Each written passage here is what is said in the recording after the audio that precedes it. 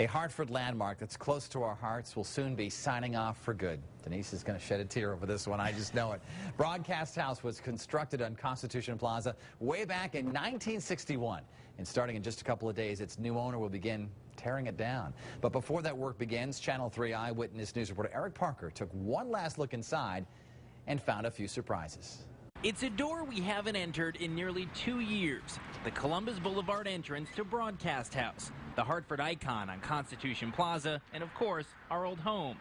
Mel isn't here to sign you in anymore, and the studios that glowed morning, noon, and night are now dark, wet, and littered with debris waiting to be recycled. In about 2 weeks, Broadcast House will start coming down to make way for a new building that will be home to the company building it, AI Engineers.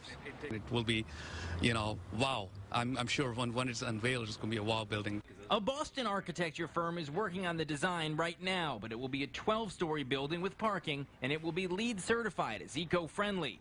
It will have photovoltaic cells on the roof and a fuel cell in the basement. So far, 3.5 stories are leased. We are already seeing a lot of interest by companies that have a lot to do with technology, and that includes, construction, engineering, architecture, IT. This area on the 3rd floor used to be our newsroom. The news director's office was right over here. Back on this side was the old assignment desk, and then everybody in the newsroom was out over this way. My desk was back in that back corner. Today, it's just a big empty room, almost nothing recognizable from our old home. But there are reminders if you look hard enough. The removal of some wall paneling uncovered dozens of signatures from our past.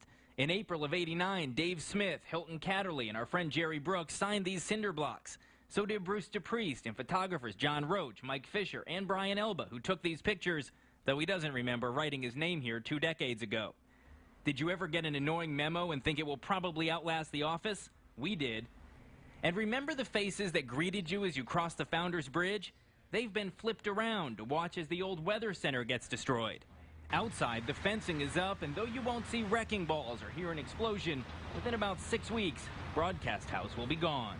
It is going to be a very controlled demolition with the smaller equipment so that we want to minimize the impact. From Ranger Andy to Al Terzi, just imagine the people who came through this studio over 50 years. And I get to be the last one. One last time from Broadcast House, Eric Parker, Channel 3 Eyewitness News.